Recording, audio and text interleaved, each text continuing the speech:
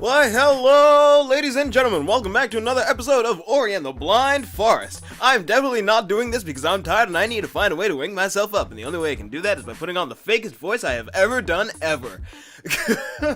Sorry about that. Hi, Ori. That's the game I'm playing on this episode. Of course I am. By the way, if I, rhyme at any point during this, I'm sorry. It is subconscious because I was playing Child of Light before recording this. Well, rather I was waiting for one of the episodes of Child of Light to export before doing this. Because I got interrupted midway through one of them. And I say midway through, I mean more so like at the fucking beginning of it. So I could have technically restarted, but I didn't want to because I had actually done stuff already. But yeah, Ori. So we're just kind of continuing on, you know, using our ground pound abilities for good and justice, and also, you know, dodging spikes, because that's just kind of how it goes at this point. I really don't know whether I should be doing a play-by-play about what I'm doing, because I don't think that's as necessary if you can actually see what I'm doing. It's one of those things about, like fighting games and esports and all that jazz, like the shoutcasters. They always do, I forgot what it was. Someone explained it to me. There's like two different forms of commentary for that. That's very similar to, like, you know, what I kind of have to do here. This is what I was talking about, by the way. It looked like that rock was breakable, but that area was instead, and it throws me off. But there's like two forms of commentary that people do. There's a play-by-play, and there's something else. And I can't remember what the other one was. But, I don't know. I actually find fighting game commentary, more specifically, to be very, very interesting, because, obviously, the people watching fighting game, like, the people who are commentating fighting games, are either fighting game players or people who really like the series, so they get hyped as hell when shit happens, whereas, pardon me, whereas I feel like a lot of, esports, like, if you were to sit down and listen to Overwatch shoutcasting, I feel like it doesn't sound anywhere near as, like, genuinely in love with the game as fighting game ones are. Like, I was listening to is it called the Final Round? Was that the competition that took place?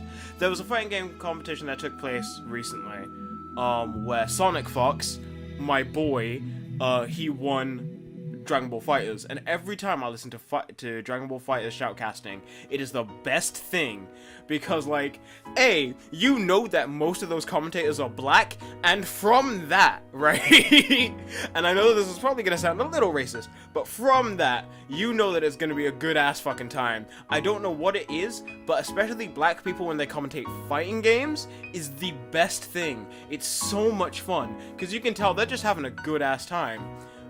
But again, if you were to sit down and listen to fucking League of Legends or something, it's like, oh yes, and then this attack happens, and then that attack happens, and it sounds like, okay, cool, you are telling me what's going on, I get it, but you don't sound as hyped as, like, and I think what it is because a lot of, there's terms in fighting games, there's, like, actual terms that people can use for, like, oh, that was sick, or like, oh, okay, let's quickly show that I'm intrigued about what's actually happening here.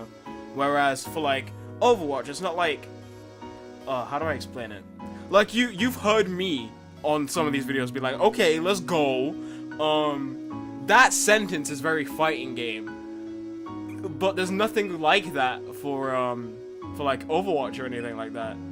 Not to say that Overwatch, like, shoutcasting is terrible. It's not necessarily my speed, but it's not terrible. I've had a good time with it. Oh god, I spend a lot of time on this area, because I noticed that there's something up there, and I take forever to try and get it. And I'm gonna say sorry now, because you will just keep seeing me do this, which I guess is time to keep on this rant about shoutcasting. But yeah, I find Overwatch shoutcasting and League of Legends shoutcasting and stuff like that very, very, I'm gonna say repetitive, I think is what it is. There's so much that's the exact same between commentators, whereas, like, oh, you know, a lot of the times that you're watching, fighting game commentators, fighting game commentators themselves are, like, recognized people in the community. I mean, granted, not to say that, oh god, I couldn't even name you any of the shoutcasters in, like, Overwatch or anything. But, like, you know, they are people, I think that they're people who are, like, known to be commentators is what it is. Like, they're known as commentary people. Whereas a lot of the people in fighting games are actual fighting game players who have also become commentators. It's also why sometimes, not all the time, but sometimes, like, Pokemon commentary is really interesting. Because, obviously, a lot of the, like, nowadays, a lot of the shoutcasters for, like, VGC are people who have played the game for years, like, competitively. I know that Aaron Zeng, I think his name is, for VGC, he's someone who has done a lot of commentary in the past.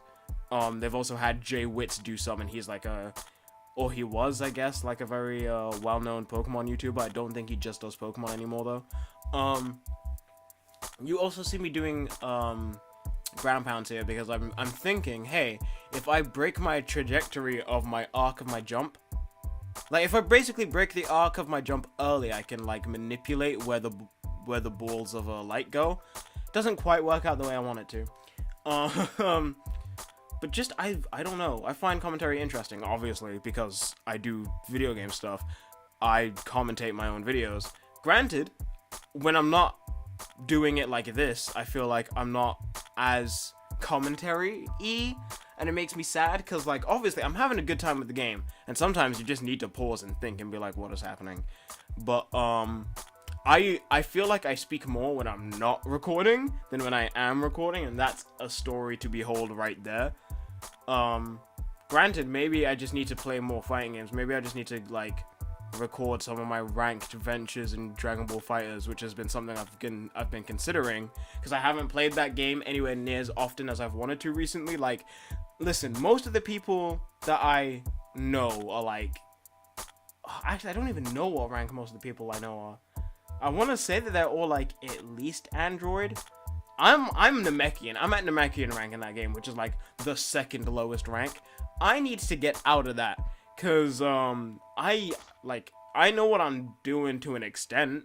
I don't know everything. Like, I can't, like, I've sat there, watched, competitive scene, like, fighting of Dragon Ball FighterZ, and while I can kind of, wow, how did I miss that? While I can kind of get what inputs are being put in that, I'm like, I could not get this timing down the way that they do it. And that's because me as a player, I'm very unsure about my buttons. So there's a lot of times where I press my buttons twice to do something, which isn't necessary, but might I add. You do not need to press your buttons twice to ensure that they work, because most of the times they do. The only times that you need to press a button twice is if, like, that's the combo. It's like, oh, like in Dragon Ball FighterZ, again, crouching medium into standing medium, and then you jump, and light, medium, light, jump again, light, medium, light, heavy. It's a whole story. I, like, trying to tell someone a combo in any fighting game is like trying to tell a story, because nothing makes any sense unless they see it, or unless they experience it themselves, and they're like, oh, that makes sense. It's long, but I don't know. I like commentary a lot. I think that might actually be why I don't really get into esports. Like, a lot of people have, like, one of my friends, they're really into Overwatch. Like, they're really into the Overwatch League. I've never been able to get into it, and I don't know whether it's because I've never been there for, like, a live game, or because the ones that I have listened to, I'm just like, okay, yeah, I guess you're having fun. I have seen them have fun. It's wild. I've seen the Overwatch commentators have fun while they're not commentating the game. I've seen them have fun, like, in between games, and, like, I think there's like a shot that someone clipped of, well, there's like a video that someone clipped of one of the Overwatch commentators saying, oh, well, you know, I've lived in South Korea for a long time, but I have to represent my home country, rips off his shirt, has an American flag on it, but then says, but in actuality, and rips off that shirt, and there's a South Korea shirt underneath it, and that's wild, that's hilarious, but, like, you don't see them having anywhere near that level of fun, while commentating the actual game.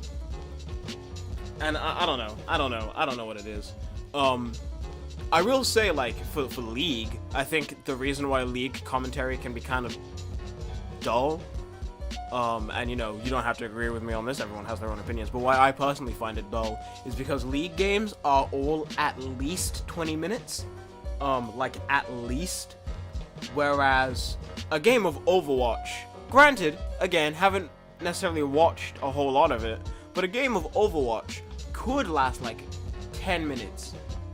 Like, that's half the time already right there. So you spend less time just being like, okay, well, here's downtime, and there's more, oh shit, this is what's going down. It's the same thing with fighting games. Fighting games, there is no downtime. There is no downtime. Even when they're not attacking, it isn't downtime because it's footsies. Footsies is a very important component of fighting games. Oh, did I do it? Do I do it?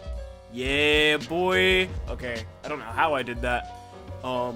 But I did it, so I'm kind of glad that I did so. Okay, do I swing over the spider? I do not. I just kill it. Okay, I'm not great. Okay, I didn't risk it for that extra thing. I was gonna say, if I had risked it, I would have punched myself through my computer screen. Don't ask me how I would have done it. It just would have happened.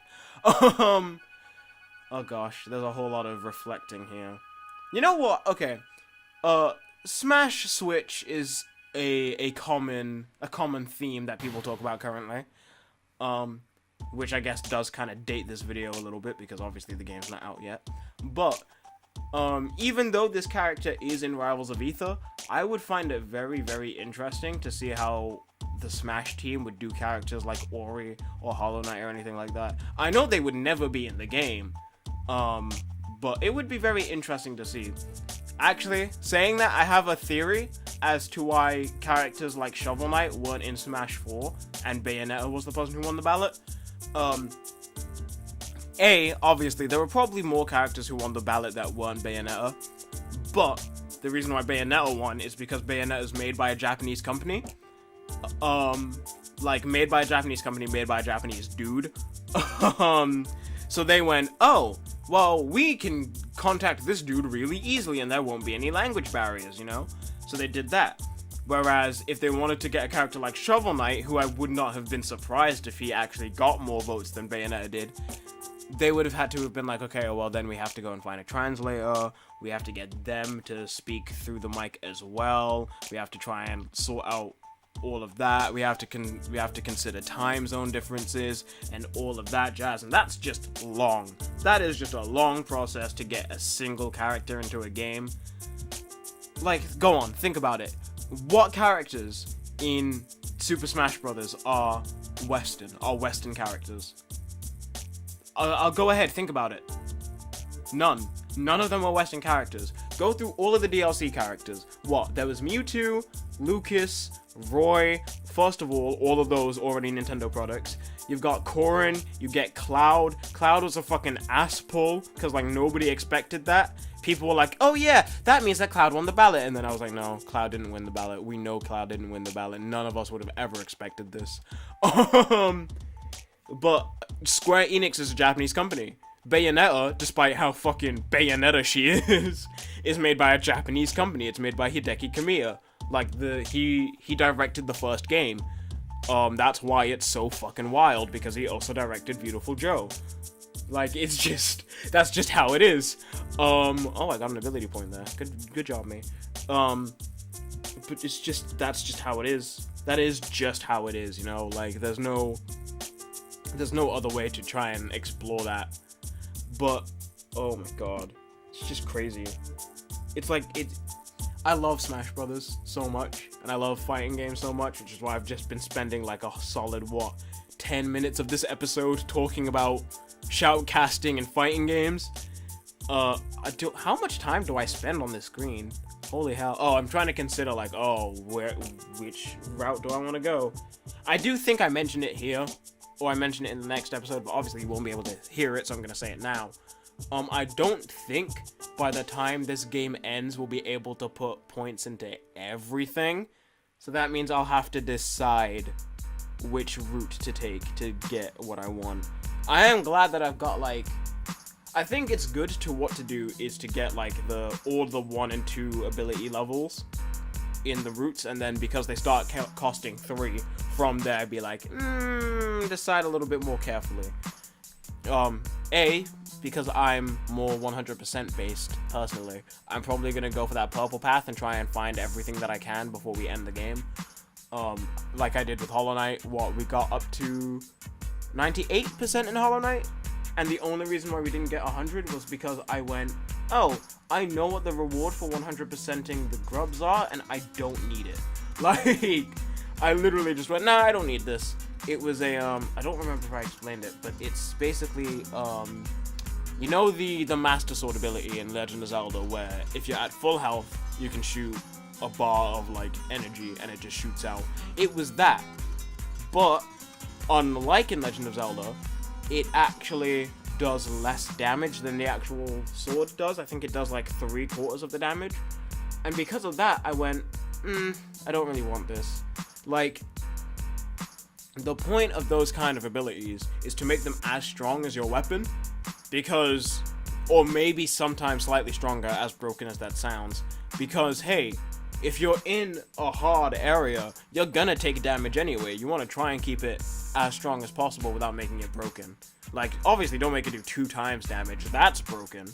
But, like, we'll make it do 10% more or 20% more. 20% more might be a little bit, like, is like the maximum push, as Pokemon has learned from the Eviolite. But, like, that makes it so that it's useful, but it's not broken, and it's something that people will actively seek after, like, before they end the game. I don't know, I mean, the grub does give you, like, money and other items. I mean, I used him to get to the Pale Ore, and that was the main thing I wanted.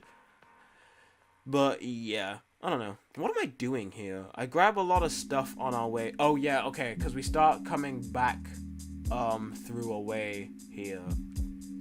And, we had to come through here to get to the Jinso tree, or I think this is the Jinso tree, or whatever. This is, like, a very specific area, basically. Wow, I keep dying to that laser, I'm an idiot. That we've been through before, and I've realized, like, just there, that there's obviously a place that we can ground pound and break, which is pretty nice. Which means that it's after this episode that I go, there's places for me to explore with the stuff I have now. Let me go do that. Because we can swim, and we have the ground pound ability. So I went, okay, cool, I'm gonna go around and do that. And I do. And it goes rather well. I collect quite a bit of stuff. I think by the time that you see the next episode, I have 2 extra energy cells, and 1 extra health, or it's the other way around, and I have 1 extra health and 2 extra... No, 2 extra health and 1 extra ability cell. I don't know what it was. I couldn't tell you, I don't remember. But I do wait until that episode starts to actually put points into stuff, because obviously, I want to try and make sure that everyone knows what I'm doing as much as possible. I don't mind, like, collecting stuff off screen, because obviously, not everyone wants to see the 100% factor that people put into the game, which is something I kind of learned from the fact that Hollow Knight was like 92 parts? That's too long. I felt bad having a game last 92 episodes. But saying that, I've considered playing a Persona game on this channel, and Persona games, well, at least put, like, Persona games pre-Persona 3, can last, like, 100 hours. Well, like, post-Persona 3, rather. Persona 3 and past that, or like, over 100 hours. That's long. Oh, what's this? Still hunting the light, blinded by hate. Hi, Kuro. Bye, Kuro. Have fun being an owl that hates the light, I guess. Of course, Kuro is a black owl that hates the whites. I'm sorry, I had to say it. Oh god, Kuro means black in Japanese. Okay, that's actually something I want to comment on, in the last few minutes of this episode. What is it with American... Oh, wow. With American, products, or, like, Western products, that are influenced by Japanese things in some way, shape, or form, always trying to find a way to incorporate Shiro and Kuro, because Shiro is white and Kuro is black. It's like, oh, we have to show that we're based off of Japanese products somehow. Here's the black and white stereotype that everything uses ever, because obviously white is pure and good and black is dark and evil and tainted. Ha ha ha ha ha ha. Come on. You could find different ways to do it. I'm sure that there are other words in Japanese that have very similar meanings to that. Like, I'm yet to hear a Western game that's influenced by Japanese stuff say the word Zetsubo. Why not? I've played Danganronpa. I know what Zetsubo means. Or Kibo, which, saying that, the amount of time it took for me to realize that thing in Danganronpa 3 makes me annoyed. And I don't mean the anime, I mean the game. The amount of time it took me to realize that made me so annoyed.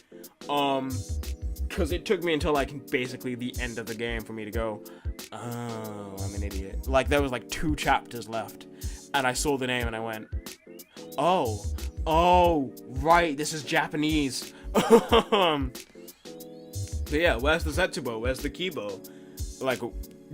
Use different things. This is also just me looking through the map, trying to be like, oh, there's a dot, there's stuff that we can collect now that it's in the water, or there's stuff that we can collect now that we can ground pound or whatever.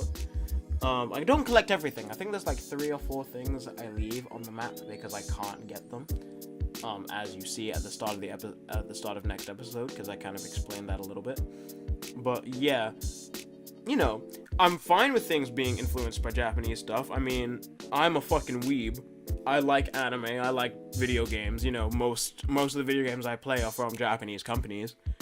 I get it, but at the same time, that doesn't mean you have to have, oh, this character is Shiro and Kuro. If one of the characters is Shiro or one of the characters is Kuro, I get it, and then you have their opposite be a different name that isn't Shiro or Kuro. Let's say you had this, right? Let's say you have a character named Kuro. Now, if you named the other character Blanc, I get it. Okay, cool. That shows where the characters are from. Also, this is the end of the episode. I need to say that now. So thank you so very much for watching. If you like this episode, thank you very much. Hopefully there are other things on the channel you can enjoy. I hope you'll have a very nice time, and I will see you next time. By the way, use more names in your stuff.